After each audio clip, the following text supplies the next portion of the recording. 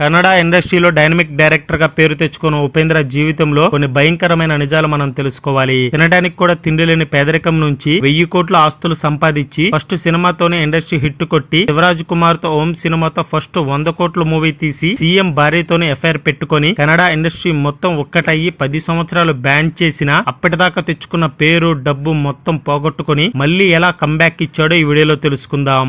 ఉపేంద్ర కర్ణాటకలోని కుందాపూర్ లో ఒక నిరుపేద బ్రాహ్మణ కుటుంబంలో జన్మించాడు. తండ్రి మంజునాథ్, తల్లి అనసూయ. అయితే ఇతని తండ్రి పెళ్లి ఫంక్షన్స్ లో క్యాటరింగ్ పనిచేస్తూ ఆ డబ్బులతోనే కుటుంబాన్ని నడిపేవాడు. ఆయన సంపాదన ఆ కుటుంబానికి సరిపోయేది కాదు. ఎన్నో రోజులు ఒక్క పూట భోజనంతో పడుకున్న పిల్లలను చూసి తల్లిదండ్రులు ఎంతో బాధపడేవాళ్ళు. ఇక వీటన్నిటి నుంచి బయటపడాలి అని అప్పు చేసి మరి ఒక క్యాటరింగ్ బిజినెస్ ని స్టార్ట్ చేశారు ఉపేంద్ర తండ్రి. దేవుడు దయ వీరి కష్టంతో ఆ బిజినెస్ మంచిగా సాగుతూ వచ్చింది. ఇంకా అప్పటి నుండి ఫ్యామిలీకి తినటానికి 3 పూటల ఫుడ్ ఉండేది. ఇక ఉపేంద్ర తన స్కూల్ టైం నుంచి నాటకాలపై బాగా ఇంట్రెస్ట్ ఉండేది. అలాగే స్టోరీలు కూడా రాసుకుంటూ ఉండేవాడు. స్కూల్ ఫంక్షన్స్ లో కూడా తన ఫ్రెండ్స్ తో కలిసి చిన్న చిన్న నాటకాలు వేసేవాడు. అది నచ్చి అందరూ ఉపేంద్రని ఎంకరేజ్ చేస్తూ బాగా చేస్తున్నావు, సినిమాల్లో కూడా నువ్వు వెళ్ళాలి అని టీచర్స్ అప్రిషియేట్ చేస్తూ ఉండేవాళ్ళు. ఇక అదే ఆశతో ఇంటర్ కుందాపూర్ లోనే కంప్లీట్ చేసి డిగ్రీకి బెంగళూరు వెళ్ళాడు. ఒకవైపు చదువుకుంటూనే మరోవైపు సినిమా అవకాశాల కోసం తిరుగుతూ ఉండేవాడు. ఎవరు కూడా ఛాన్స్ ఇవ్వలేదు. అంతేకాకుండా నీకు ఎక్స్పీరియన్స్ ఉందా అని ప్రతి ఒక్కరు అడిగేసరికి ఫస్ట్ యాక్టింగ్ నేర్చుకోవడానికి ఒక నాటకాల కంపెనీలో జాయిన్ అయ్యి అక్కడే డైరెక్షన్ ఎలా చేయాలో, యాక్టింగ్ ఎలా చేయాలో నేర్చుకుని కాలేజీలో నాటకాలు వేసేవాడు.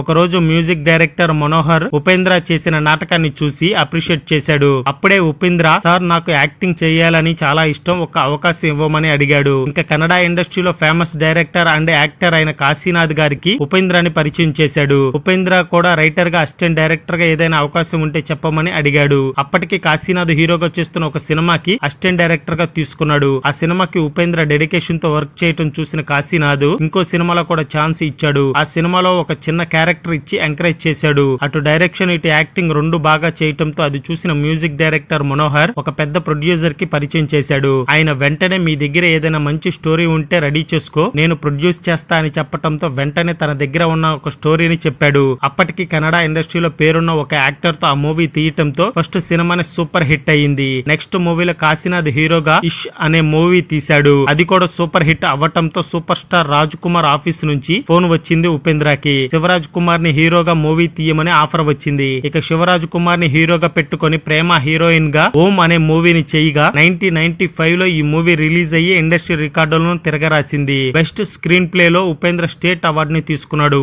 ఆ మూవీ జరిగేటప్పుడు హీరోయిన్ ప్రేమతో పరిచయం ఏర్పడి అది కాస్త సన్నిహితంగా మారి వీళ్ళిద్దరు ప్రేమలో పడ్డారు. అదిలా ఉంటే ఉపేంద్ర తానే హీరోగా డైరెక్టర్ గా ఏ అనే స్టోరీని రాసుకుని చాలా మంది ప్రొడ్యూసర్స్ కి వినిపించాడు. ఎవరో దానికి ప్రొడ్యూస్ చేయడానికి ముందుకు రాకపోయేసరికి ఇక అప్పటి వరకు సంపాదించిన 75 లక్షల రూపాయలు పెట్టుబడి పెట్టి తానే ప్రొడ్యూసర్ గా ఏ అనే మూవీని తీశాడు. ఆ మూవీ పెద్ద బ్లాక్ బాస్టర్ అయ్యి 20 కోట్ల కలెక్షన్స్ తో సూపర్ హిట్ అయ్యింది. ఇక వెంటనే తన పేరు మీద ఉపేంద్ర అనే మూవీ చేశాడు. అది కూడా బిగ్గెస్ట్ హిట్ అవటంతో ఇంకా తాను వెనక్కి తిరిగి చూడాల్సిన అవసరం లేదనుకున్నాడు. కానీ ఆ మూవీలో కొన్ని సీన్స్ ఆడవాళ్ళని కించపరిచేలాగా ఉన్నాయని, చాలా మందిని మోటివేట్ చేసేలాగా కూడా ఉన్నాయని కన్నడ ఇండస్ట్రీ ఉపేంద్రని 10 సంవత్సరాల పాటు బ్యాన్ చేసింది. ఇక ఎప్పుడైతే ఉపేంద్రని బ్యాన్ చేశారో హీరోయిన్ ప్రేమ చిన్నగా తన నుంచి దూరంగా వెళ్లిపోయింది. ఇక ఉపేంద్ర తెలుగులో కన్యాదానం, ఒకే మాట సినిమాలతో తెలుగు ప్రేక్షకులకి పరిచయం అయ్యాడు. ఇక రా మూవీ షూటింగ్ టైమ్ లో హీరోయిన్ గా చేసిన కోల్కతా అమ్మాయి ప్రియాంక త్రివేదితో మంచి పరిచయం పెరిగింది. ఆ పరిచయం కాస్త ప్రేమగా మారి వీళ్ళిద్దరూ 2003లో గ్రాండ్ గా పెళ్లి చేసుకున్నారు.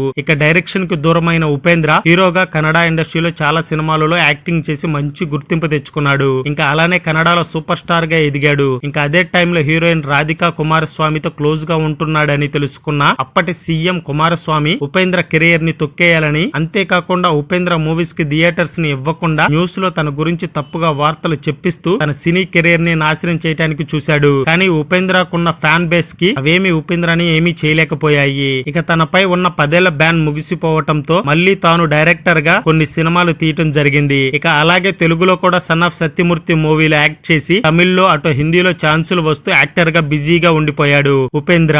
ఇక తాను డైరెక్టర్ గా హీరోగా కొన్ని 100 కోట్లు సంపాదించి వాటిని బెంగళూరు చుట్టుపక్కల చాలా ఆస్తులు కొన్నాడు. అవి ఇప్పుడు దాదాపు 1000 కోట్ల దాకా పెరిగాయి. ఇలా తినటానికి తిండి లేని పరిస్థితి నుంచి ఇప్పుడు బెంగళూరు చుట్టుపక్కల చాలా వాటికి ఉపేంద్రకి సంబంధించిన ఆస్తులు ఉన్నాయి. ఇలా ఇండస్ట్రీలో బ్యాన్ చేసిన మళ్ళీ తిరిగి సక్సెస్ ట్రాక్ లోకి వచ్చి కొన్ని 100 కోట్ల ఆస్తులు సంపాదించి ఇప్పటికే టాప్ డైరెక్టర్ లిస్ట్ లో ఉన్నాడు ఉపేంద్ర.